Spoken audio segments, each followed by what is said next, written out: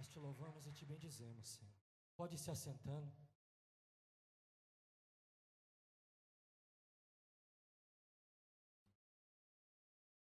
Louvado seja o nome do nosso Senhor Jesus Cristo.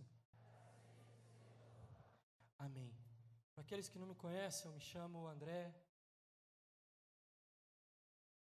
E é com muita alegria, irmãos, que mais uma vez o Senhor nos dá a graça, pela sua infinita misericórdia, de falar dele, anunciá-lo, mesmo com as nossas misérias e limitações.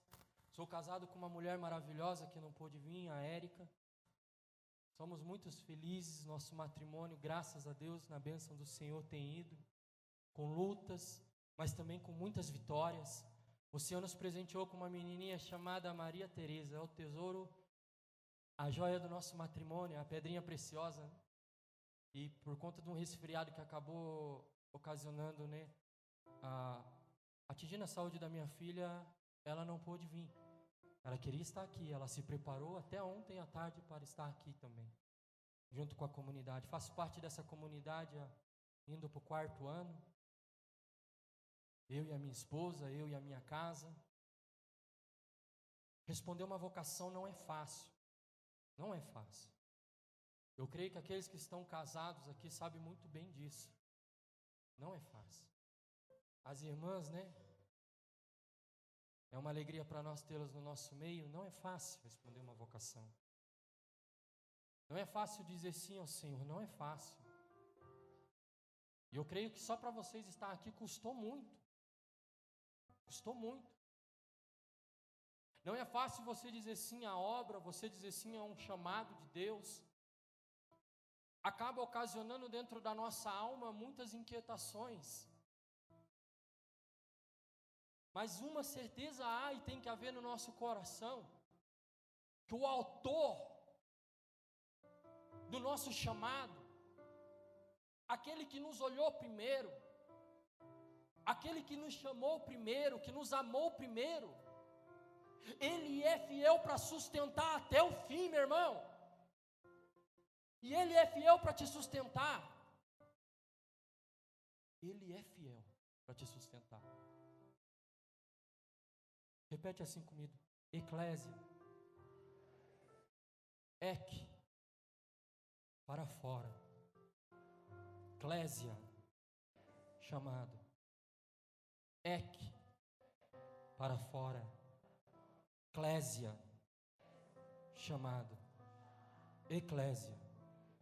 Chamado para fora. Vira para o seu irmão que está do seu lado. Você é chamado para fora. Amém? Esse é o tema dessa mensagem nessa manhã. Que o Senhor e a pessoa do Espírito Santo quer incomodar o meu e o seu coração. Pega a sua Bíblia comigo no Evangelho de São João, do capítulo 21, do versículo 15. Evangelho de São João, capítulo 21, versículo 15.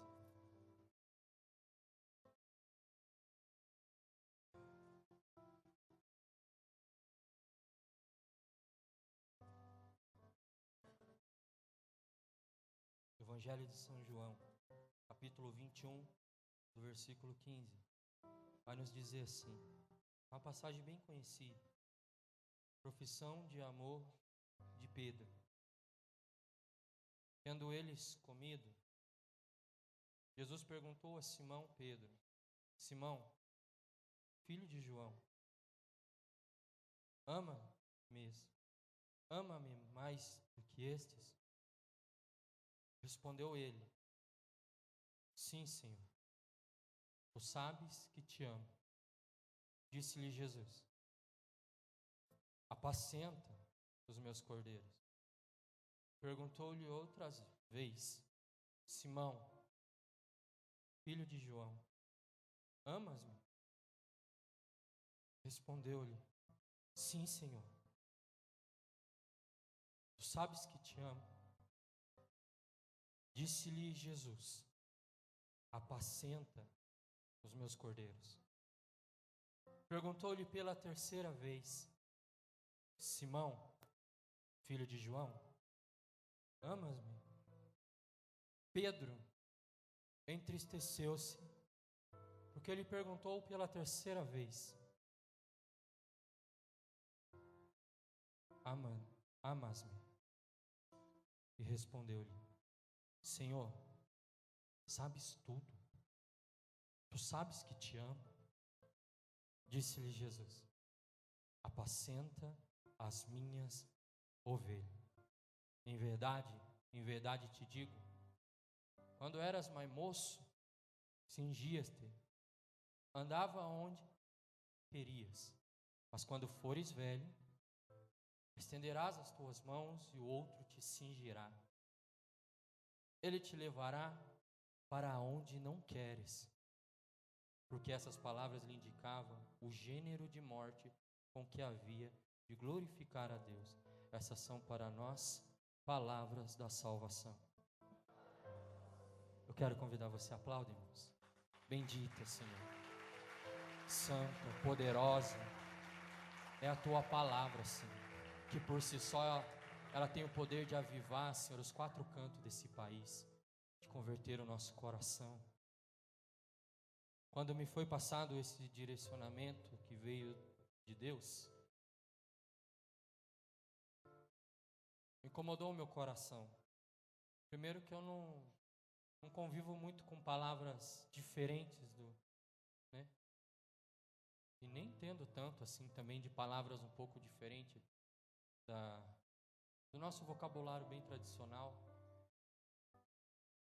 E quando eu procurei o significado dessa palavra eclésia, chamado para fora, foi como que se impactasse a minha alma. Uma palavra que eu desconhecia.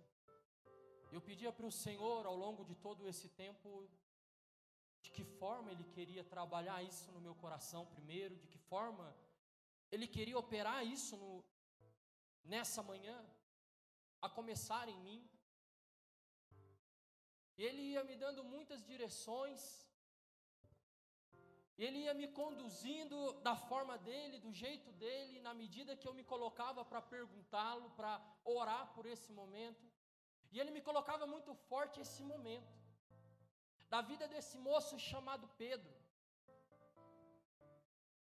E quando eu comecei a olhar para a vida de Pedro, a olhar para aquilo que o Senhor quer trabalhar no meu coração e no seu coração nessa manhã, eu comecei a ver tantas coisas, irmãos, que o meu coração ia se enchendo a tal forma da graça do Senhor, que eu não tinha como me conter em mim, dentro do meu quarto, dentro da minha casa. Quando eu comecei a olhar para a vida desse homem miserável, chamado Pedro, um homem que não tinha nada, que não era nada, não passava de um mero pescador, de um simples pescador. Eu comecei a ver o porquê do desejo do coração de Deus. Quando o Senhor ele vem falar para nós que há um chamado, e esse chamado ele é para fora. E muitas vezes nós nos estranhamos com aquilo que é novo, com aquilo que é inovador, com aquilo que é desconhecido para nós, e nós temos dentro de nós, é automático em nós, a princípio rejeitar aquilo que é novo.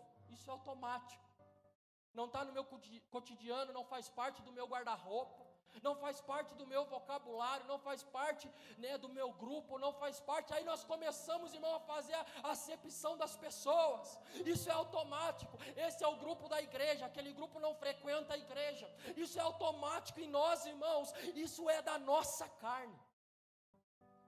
A afinidade que nós trazemos de fora do mundo. Isso é comum e em alguns momentos se torna conveniente nós vivemos por essa afinidade até mesmo dentro da igreja. Pedro ele vem desse grupo. Que grupo, André? Um grupo que convivia por volta e por meio de afinidade. O grupo dos zelotas era um grupo que era revoltado pelo Império Romano.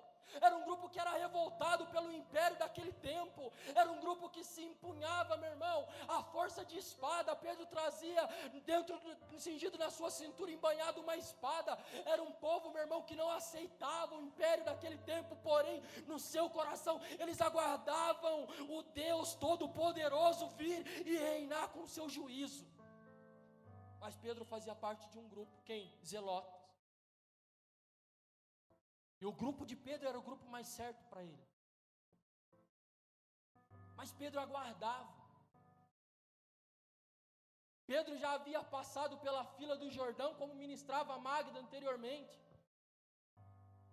André, seu irmão, já tinha passado pelas águas do Jordão, a ponto de um determinado momento na tua vida, quando eles olharam para João Batista, pensando que ele era o Messias, que ele era o instaurador, pensando que ele era aquele que viria restaurar Israel. Quando eles olharam para João Batista, e de repente João Batista olhando para aquela numerosa multidão de gente descendo ao Rio Jordão, falando e apontando para o Cristo: eu não sou o Cordeiro, eu não sou o Messias, ele é o Cordeiro de Deus. De repente, meu irmão, João e de repente André começaram a sair e a ir atrás de Jesus.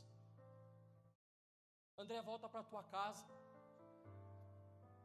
olha para Pedro e fala assim: Pedro, nós encontramos o Messias. Pedro fala assim: como? Vem, nos segue. O Evangelho de São Lucas vai narrar esse encontro, irmãos, maravilhoso. A Bíblia vai dizer que quando André e Pedro se colocaram diante de Jesus, Jesus olhou no fundo dos olhos de Pedro e falou assim: Simão, filho de João. Pedro parou: Simão, filho de João, de agora em diante se chamará Cefas, que quer dizer pedra. Lucas capítulo 1. Pedro parou naquele instante. Como ele conhece o meu nome? Como ele me chama pelo nome? Pedro parou naquele instante. Quando nós olhamos na passagem, não, mas é uma simples passagem. Sim, é curta, é breve.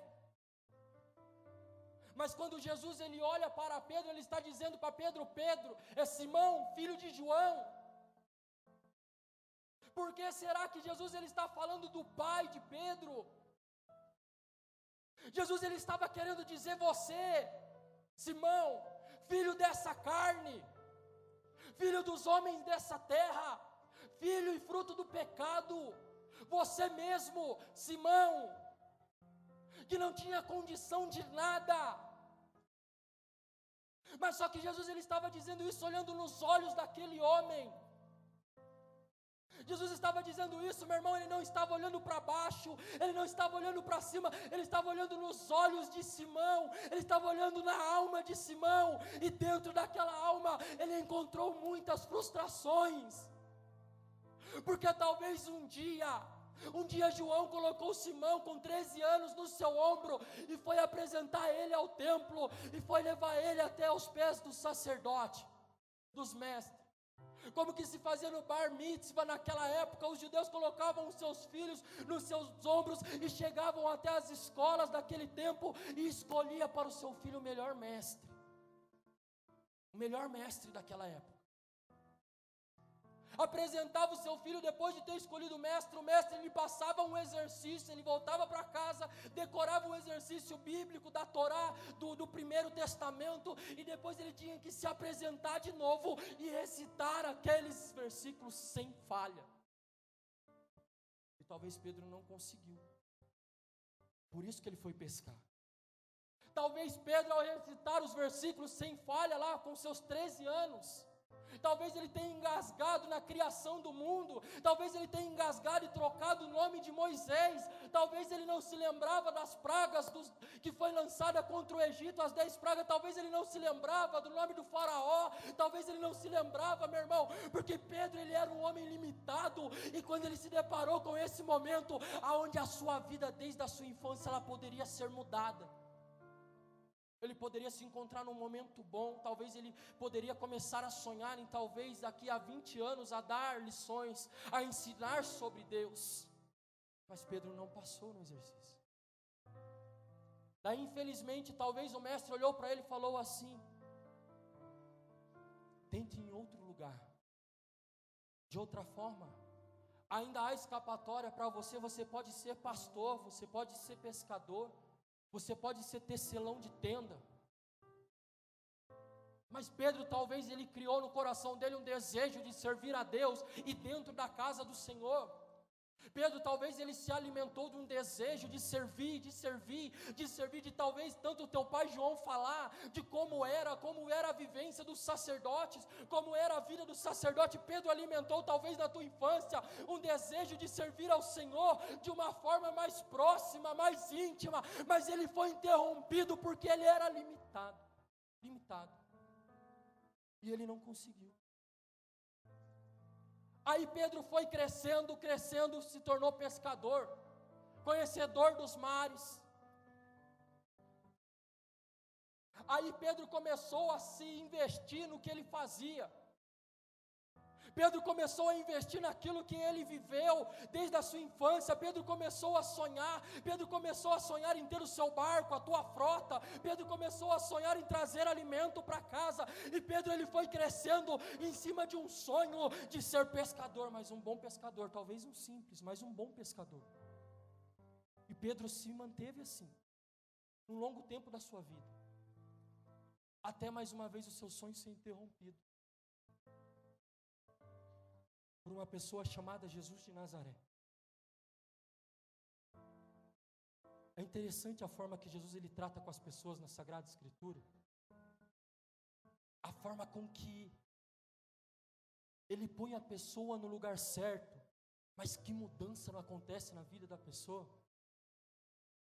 Abraão deixa toda a tua parentela, a tua casa. Jacó deixa toda a tua casa. José deixa toda a tua família e vai para terras estrangeiras. A forma com que Deus ele vai mudando as pessoas e fazendo com que ela chegue até aonde o coração dele deseja. Porque talvez se José ficasse na casa dele, ele não seria o libertador também do povo.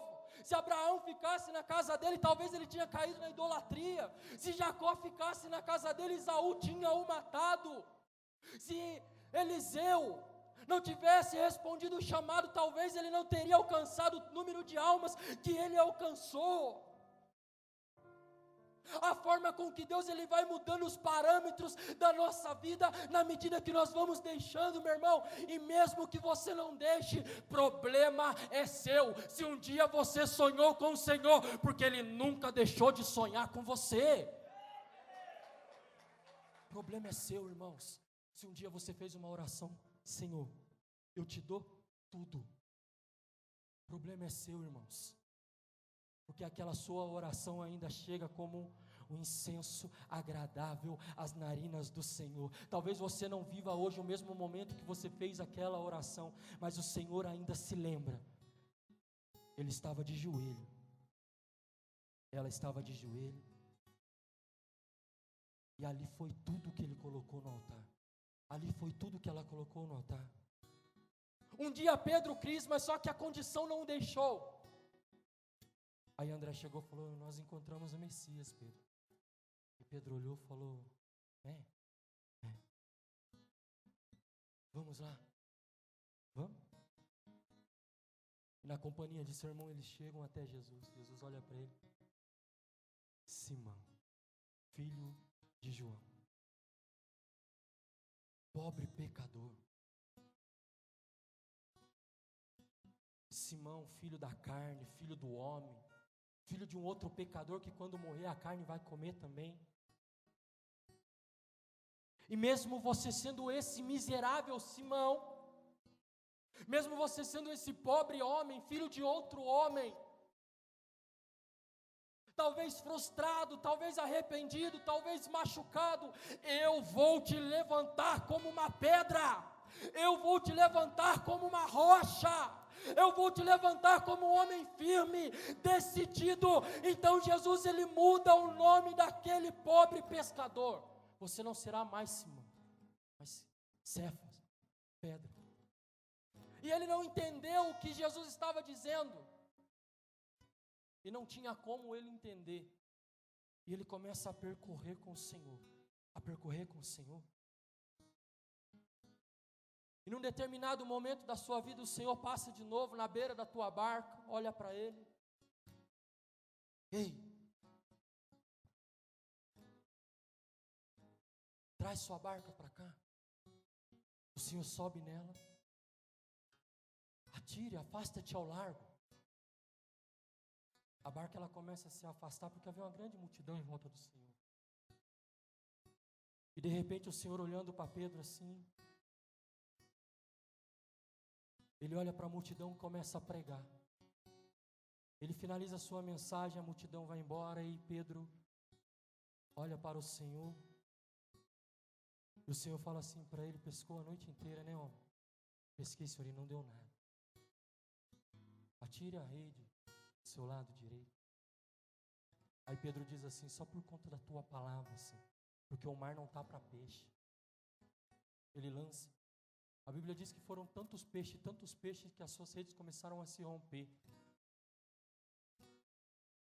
A Bíblia também vai dizer que Pedro, no mesmo instante, ele se prostra de joelho, olhando para o Cristo. E ele faz um pedido para o Senhor, depois de um prodígio tão grande, diante dos olhos daquele homem: retira-te de mim, Senhor, porque eu não sou digno.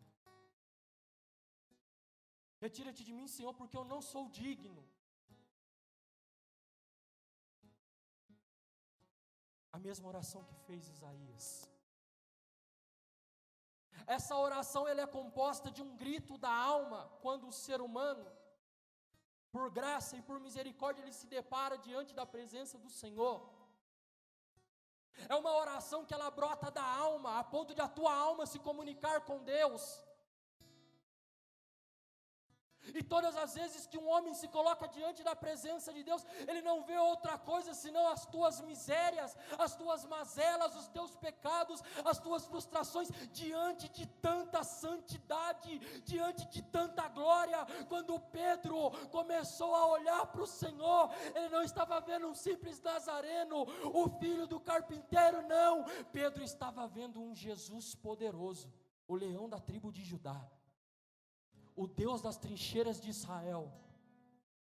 Quando Pedro, ele se deparou, era como que se Pedro estivesse ao lado de Isaías, em uma oração, ser elevado até o terceiro céu. E lá, quando ele chegou, a Bíblia vai dizer que ele viu o Cordeiro sentado no trono, com todos os seus anjos clamando: santo, santo, santo, santo. E aquela entoação entrou e entrando dentro do coração de Isaías, e ele ouvindo aquilo: santo, santo. O som do templo da Jerusalém celeste era uma adoração perpétua: santo, santo, santo, santo. E a glória da Jerusalém celeste começou a tomar Isaías, a ponto de ele olhar para o Cordeiro. E quando ele voltou os olhos para o Cordeiro, a única coisa que ele via diante de tanta santidade: ai de mim que vi o Senhor, porque eu sou pecador. Diante de tanta glória, ele se prostra no chão, porque tamanha era a glória do Senhor. Meu irmão, tamanha era a glória do Senhor, que quando o homem sente ela, ele não consegue ficar de pé. Não tem como ficar de pé. E entre linhas ali no Evangelho, é isso que está acontecendo com Pedro agora.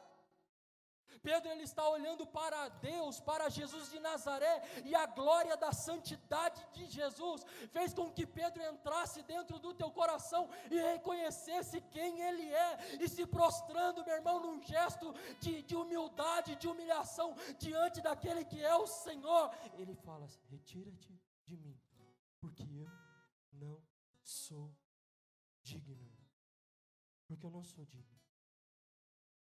Eu não sou digno de estar diante do Senhor. Eu não sou digno de ser chamado pelo Senhor. E mesmo assim o Senhor não desiste de Pedro. O Senhor continua a caminhar com Pedro. E na medida que Ele vai caminhando com Pedro, Ele vai ensinando a Pedro. Pedro, ele era frustrado com a religião daquela época. E Jesus iria ensinando para Pedro que o movimento eclésia, igreja, ele não pode ficar dentro, mas ele tem que sair para fora. E Pedro foi entendendo que na medida que Jesus de Nazaré, ele ia pisando sobre essa terra, uma multidão o acompanhava. E Pedro, ele começou a olhar o povo, as multidões, as ruas a se fecharem, as casas a se abrirem, os tetos a se amontoarem de gente. Pedro começou a olhar para Jesus e pensando no coração dele que talvez Jesus fundaria uma nova igreja, que talvez Jesus se colocaria para fundar uma nova igreja. Pedro se alegrava na medida que o mestre ia agrupando mais e mais e mais e mais gente. Pedro se alegrou quando Jesus passou na beira do barco dele e falou: segue-me, porque a partir de hoje eu farei de ti pescador de homens, e não mais de peixes. Talvez Pedro se honrava em ver aquele Senhor, o seu Senhor, e na medida que ele realizava os milagres, os prodígios, os sinais, Pedro se alegrava e o coração dele se entusiasmava, se inflamava de alegria quando ele via tudo aquilo acontecendo, a forma que foi acontecendo, meu irmão. Não foi um longo tempo que Jesus permaneceu com eles, foram por apenas 3 anos, talvez, e alguns meses, 6 meses, 5 meses, eu não sei, mas foi o que bastou para formar Pedro. Aí Pedro começou a pisar aonde pisava Jesus.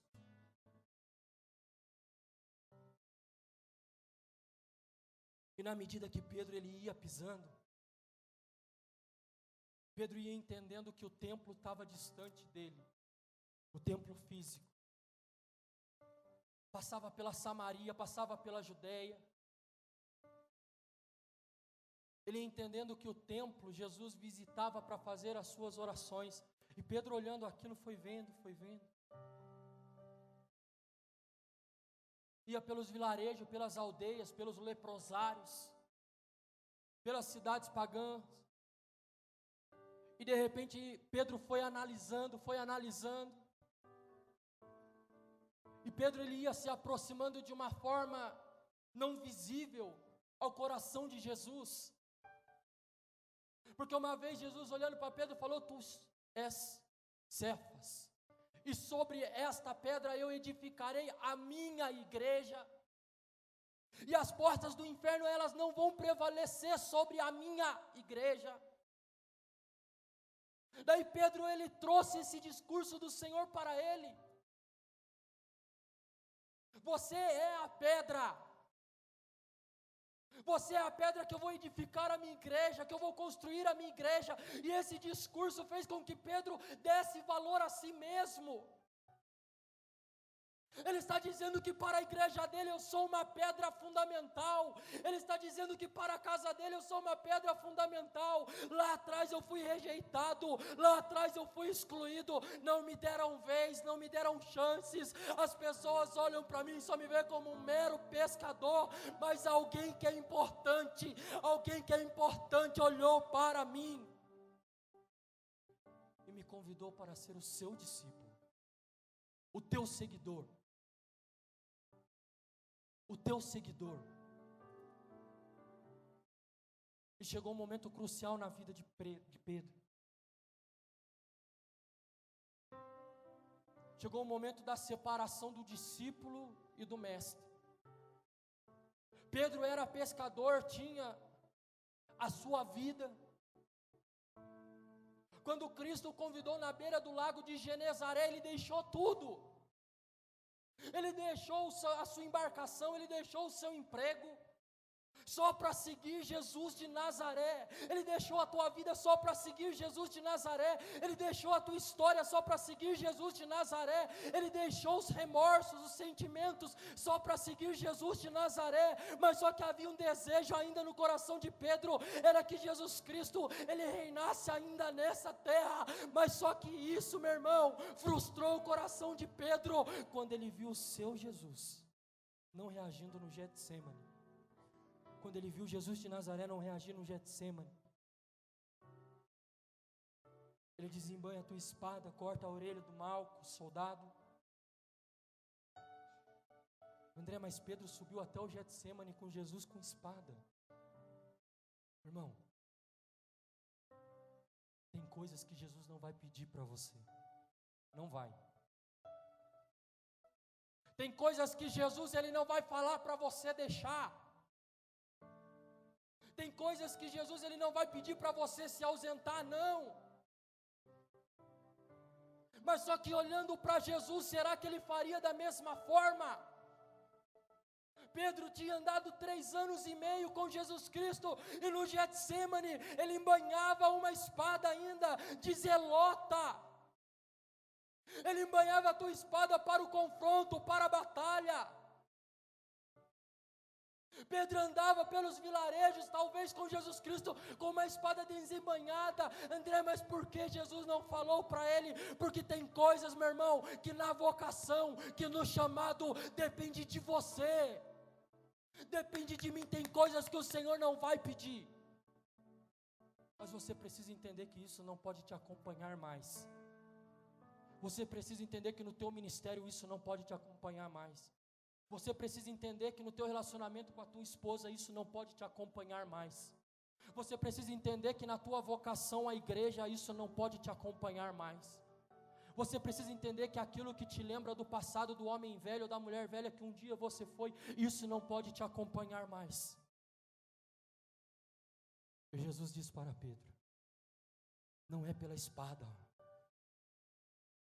Se eu quisesse me defender, o Senhor enviaria anjos e serafins nesse lugar, mas não é pela espada. Pedro olha para Jesus. Como assim se entregar? Jesus ele começa a viver o seu calvário de novo. Prendem Jesus, arrastam Jesus, e Pedro, olhando toda aquela situação, ele foge. Pedro tenta seguir Jesus de longe, mas não consegue.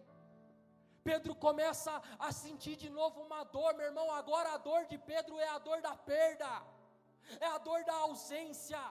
Eu investi a minha vida no Senhor, eu investi todos os meus sonhos no Senhor, e agora o Senhor vai nos deixar, agora o Senhor vai nos abandonar. Pedro começou a ver e a seguir Jesus de longe. Na medida que ele seguia de longe, o coração dele se oprimia, a ponto de ele negar Jesus por 3 vezes. E Pedro já seguia Jesus de longe há muito tempo, irmãos, há muito tempo. Havia um chamado ainda a acontecer na vida de Pedro, que é esse chamado. Jesus Cristo é crucificado, Pedro não consegue subir até o Calvário. Depois que Jesus ele é sepultado, as mulheres vão até o sepulcro estava vazio. Os anjos estavam sentados no sepulcro. Perguntam para as mulheres: o que procurais aqui? Aquele que estava aqui, ele vive. As mulheres, olhando e espantadas, os anjos dizem: vai, anuncia aos discípulos e também a Pedro que Jesus de Nazaré, ele antecipadamente chegará a Galileia, chegará a Nazaré. Avisa também aos apóstolos, mas só que Deus manda uma ordem aos anjos para avisar especialmente no meio de 12, Pedro. avisa que o Senhor já se precipitou antes. Avisa também a Pedro. Elas chegam. Depois que elas chegam, o Senhor também chega. E eles têm o primeiro encontro com o Senhor, o segundo encontro com o Senhor. Agora é o terceiro encontro com o Senhor. A Bíblia vai dizer que Pedro, ele foi pescar. Na medida que Pedro foi pescar, ele falou para os seus amigos: hoje eu vou pescar, e hoje eu vou lançar as redes, mas só que agora eu vou à noite. Pedro se lança no mar de Genezaré à noite.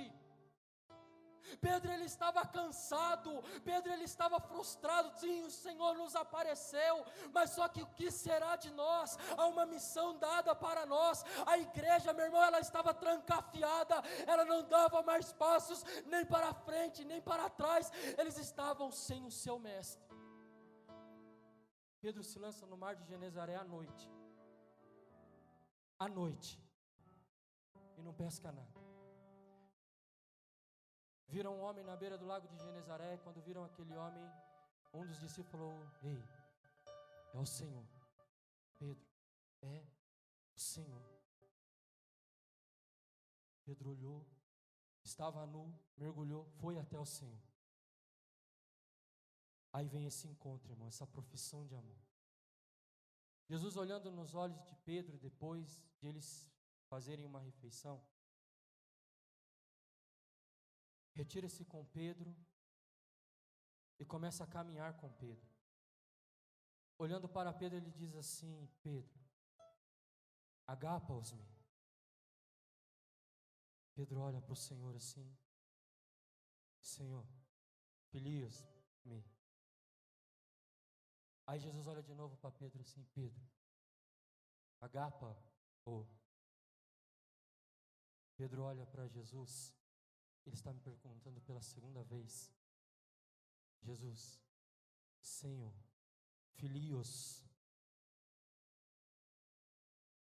A Bíblia vai dizer que pela terceira vez, Jesus olha para Pedro, na tradição, e diz assim: Pedro, filios-me.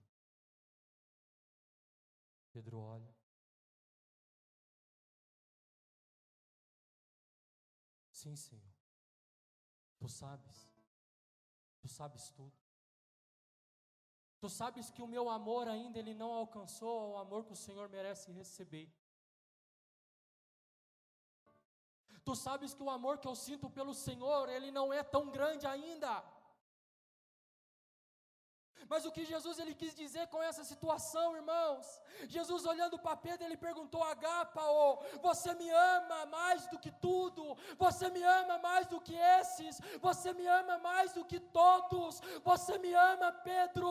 E Pedro, olhando para Jesus, ele diz: Senhor, o Senhor sabe que eu te traí, o Senhor sabe que eu te deixei, o Senhor sabe que eu voltei a pescar, o Senhor sabe que eu não fui fiel, o Senhor sabe quem sou eu. Eu te amo, Senhor, com esse amor, com o amor de um homem para com um amigo. E Jesus pergunta: mas Pedro, você me ama mais do que esses? Você me ama mais do que tudo? E Pedro olha para o Senhor e diz: Senhor, filios-me. Aí eu vejo mais uma vez o Calvário de Jesus. Pedro. Aí Jesus desce, irmãos. Jesus desce até o amor de Pedro, até lá embaixo. Aí Jesus se humilha de novo. Jesus não se prende de novo à sua condição divina, e ele desce. Filios-me. Você me ama com esse amor? Pedro olha para Jesus e fala. Mas só que daí Pedro ele está frustrado. Por que 3 vezes? Porque a cada vez que Pedro respondia que amava o Senhor, era o que ele queria ter ouvido nas 3 vezes que perguntaram para ele se ele seguia o mestre. Pedro precisava ser curado. E Jesus sabia que Pedro não o amava a ponto de amar mais do que todas as coisas.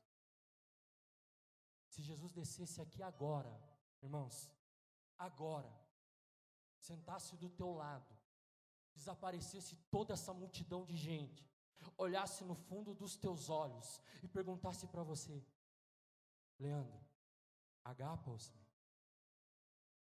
João, agapa-o? Mariana, agapa? Joviano, agapa-o? O que eu e você responderia? André, agapa-os-me? Aí Jesus, olhando para Pedro, desce. Ei, Pedro, tu me amas? Sim, Senhor. Tu sabes todas as coisas. Tu sabes que eu te amo. Então vai, apacenta as minhas ovelhas, apacenta os meus cordeiros. Eu ainda não esqueci daquele que eu chamei. Eu ainda não esqueci daquele que estava na beira do lago de Genezaré. Eu ainda não esqueci daquele que eu olhei nos fundos dos olhos e só enxergava miséria. Eu ainda não me esqueci daquele encontro ocasionado pela providência e pelo teu irmão. Eu ainda não me esqueci quando eu te chamei simplesmente de Simão, mas eu já tinha um nome preparado para você. Eu ainda não me esqueci. Aqueles mestres, ao te olharem na tua juventude, eu estava por detrás dele, enquanto eles diziam que você não era propício para o templo. Eu digo mais: você é propício para a minha igreja e ela precisa de você. Apacenta as minhas ovelhas. Eu não me esqueci de você. Esse amor talvez um dia mude. E Pedro olhou para toda aquela situação e falou: Senhor, é o que eu tenho. Pedro não tinha mais o que oferecer para o Senhor, irmãos, naquela instância. Ser chamado pelo Senhor é uma coisa, e responder o chamado é outra. Eles olharam para o Senhor crucificado e falou: acabou a missão da igreja, acabou a missão do Cristo. Mas era necessário que a igreja desse passos, fosse além. Era necessário que a igreja passasse agora a viver da palavra, a viver da presença do Cristo ressuscitado.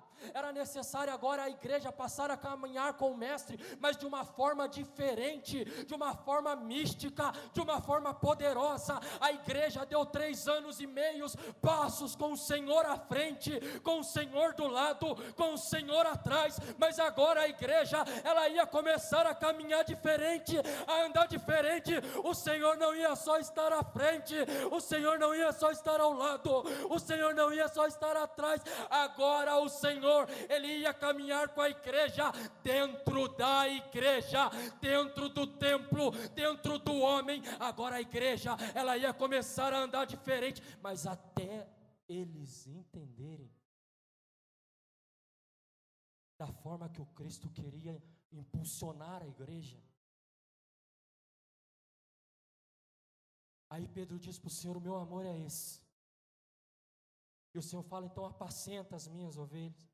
Você ia antes aonde você queria, mas agora não. Agora você vai passar a ser cingidos pelas mãos. Agora você vai passar a ouvir ligações no meio da madrugada para você atender uma oração. Agora você vai passar a ir aonde você não queria, aonde você não esperava. Agora você vai passar a orar por aqueles que você não conhecia. Agora você vai ser chamado a ir aonde você não queria estar, e talvez não volte mais para casa.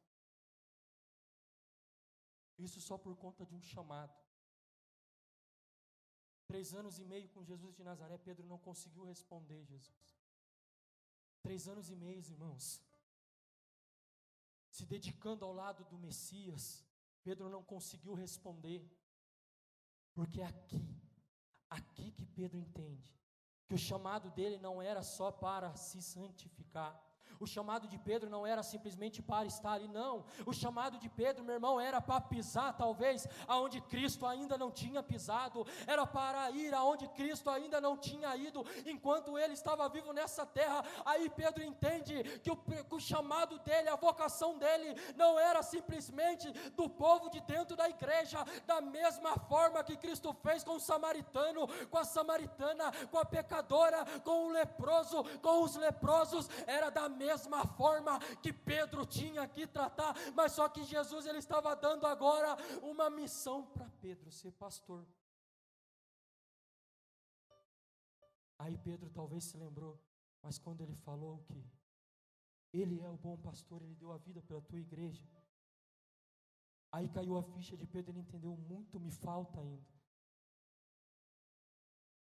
Irmão, quanto te falta para chegar aqui? Quanto? Quanto te falta para chegar aqui, ó? Aqui. Quanto, irmãos? Aqui embaixo. Quanto te falta ainda para chegar aqui em cima? Na África. A igreja só vai chegar lá quando a igreja aprender que a sua vocação não é para você. Não é. O seu ministério não é para você. Os chamados não são somente os que te convém, os que não te convém, não. Pedro entendeu que após esse momento ele seria levado aonde ele não queria, aonde ele não desejava, aonde ele não queria estar, mas era onde o Espírito queria que ele estivesse, e Pedro não poderia pensar diferente da forma da igreja. Pedro teria que comungar do Cristo, viver do Cristo e viver para Cristo na igreja. Aí Pedro entende uma coisa: o meu chamado não é para mim, mas é para o próximo.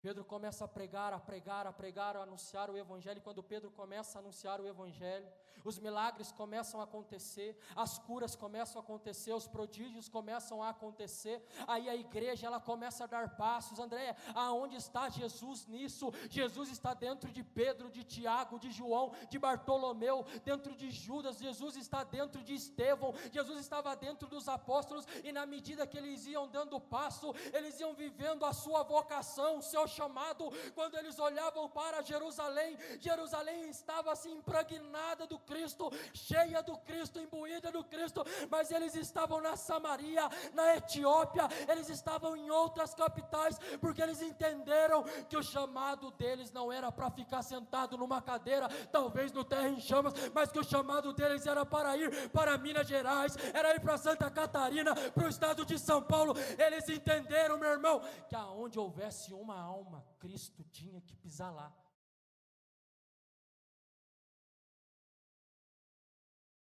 Aí eu começo a ver que tantos homens nas Sagradas Escrituras dando a vida pelo Evangelho.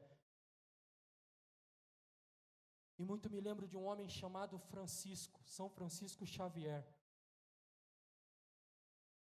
Um moço com um desejo muito grande de ter muito dinheiro, fama, estudado, formado, nascido em 1506, num período onde a igreja ela estava vivendo um caos, de uma heresia protestante entrada por um moço também chamado Martim Lutero. E quando essa heresia ela entrou dentro da igreja, muitos cristãos estavam abandonando a fé, muitos cristãos estavam abandonando a fé, porque não conseguia viver a renúncia, não conseguiam viver o momento da cruz. Quando começava a cruz ser revelada, no momento de dor, no momento de sofrimento, no momento de penúria, eles abandonavam a fé, porque talvez na outra religião, na outro lugar, em outra igreja, ali estava sendo pregado o protestantismo, meu irmão, ali estava sendo pregada a prosperidade, a riqueza, a saúde, os bens dessa terra, enquanto na igreja católica estava se pregando: não ajunteis para vós tesouro nessa terra, aonde o ladrão rouba, a traça corrói e a ferrugem come, mas ajuntei para vós tesouro no céu. Muitos cristãos estavam deixando, quando a enfermidade chegava, o câncer chegava, eles estavam abandonando a fé, porque eles olhavam para a fé católica, apostólica, romana, eles não conseguiam ver, eles não conseguiam tocar em algo que era seguro para eles. Mas aí São Paulo vai dizer que a fé não é baseada naquilo que se vê, mas ela é baseada naquilo que não se vê. Quantos não estão deixando a igreja hoje por causa desse fundamentalismo protestante? Quantos não estão abandonando a fé por conta dessa heresia que há anos corrompe os corações cristãos. Quantos irmãos? Quantos não estão chorando para Deus por um carro na garagem, enquanto o seu vizinho ainda é alcoólatra? Quantos não estão chorando para Deus, meu irmão, por um emprego de R$2.000, enquanto o teu pai ainda está no vício das drogas? Quantos, meu irmão, quantos servos não estão pedindo para o Senhor uma vida de prosperidade, enquanto o seu grupo de oração, o servo que está do seu lado, ele está com câncer? Pensamento protestantizado. Aí Martim percorreu, Lutero percorreu, debatendo contra os dogmas da igreja, contra o alicerce da igreja. A igreja defendia, levantava um homem de Deus, um santo do Senhor, levantava um monge do Senhor, ia. De repente ele conseguiu entrar dentro das universidades. Dentro da universidade estava quem? Inácio de Loyola, combatendo as heresias de Lutero. Inácio olhou para aquele moço, ambicioso por dinheiro, por um futuro próspero, e falou assim: serve para o Senhor, serve para Deus. Inácio, olhando assim para Xavier, começou a convidar a Xavier e os luteranos dentro da universidade, debatendo e pregando contra os dogmas da igreja, pregando contra Nossa Senhora, pregando contra a Eucaristia, pregando contra a confissão. E de repente Inácio chega a conversar com Xavier.